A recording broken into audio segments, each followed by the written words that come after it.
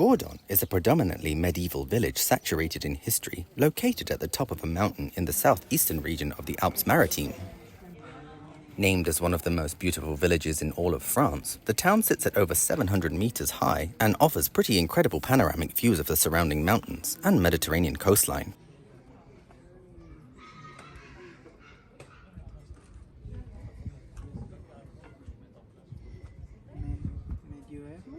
The area around Gourdon has actually been inhabited since the prehistoric times, evidenced by the archaeological tools and artifacts found in the area. Celto-Ligurian tribes during this time were the first inhabitants of the wider region, and would commonly establish settlements in and atop the hills for defense purposes.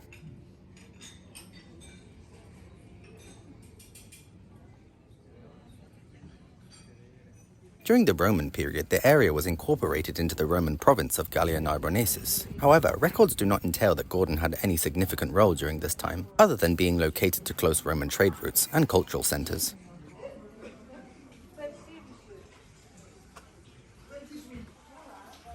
Gourdon's more documented history begins in the Middle Ages, around the 9th century, when the village became a strategic outpost due to its defensible position high above the Lou River. During the Saracen invasions of Provence, the village became part of a network of fortified towns. Gourdon's natural rocky and high-up characteristics, combined with the constructions of fortifications, made the town highly successful in defense, hence why we can see much of the town preserved almost perfectly today.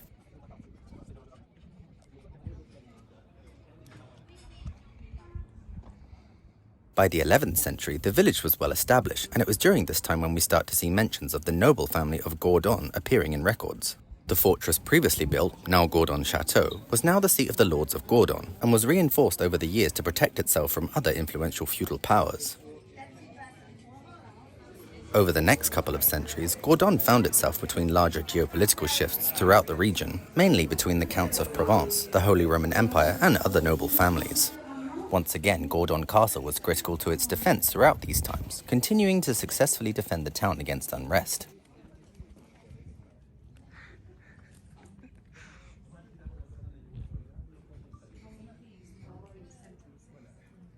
Moving into the French Renaissance, as in the 16th and 17th centuries, Gourdon began to transition away from its purely defensive purpose to a more settled village. Gourdon Castle was transformed into a vast residential estate, with Baroque extensions being added and the interiors being remodeled into elaborate styles, reflecting the vast wealth of the French nobility. The town itself shifted its focus to agriculture, and the surrounding hills were used for cultivating olives and lavender, which sustained the local economy nicely.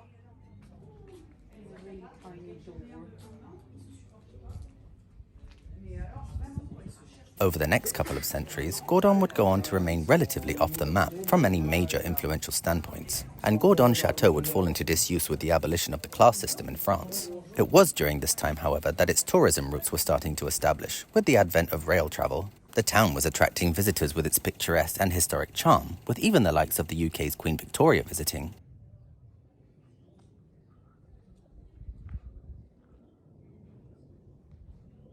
In the 20th century, Gourdon's status as a heritage site was now seriously starting to grow, with its well-preserved medieval streets and houses, along with Gourdon Chateau.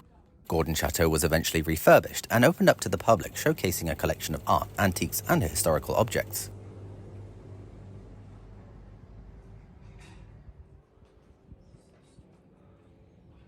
Today, Gourdon is celebrated as a place of high historical significance, as well as one of the most beautiful villages in France. Today, the village thrives on local artisan craft, including glassmaking, pottery, perfumes, soaps, candles, and all of your other traditional provincial craft, as well as drawing visitors to its ancient architecture, streets, and panoramic views. The town is also close to several well-known hiking and nature routes, and famous for its lavender fields in the perfume industry, which you can explore freely. Thanks for tuning into another video, everyone, and as always, ciao for now.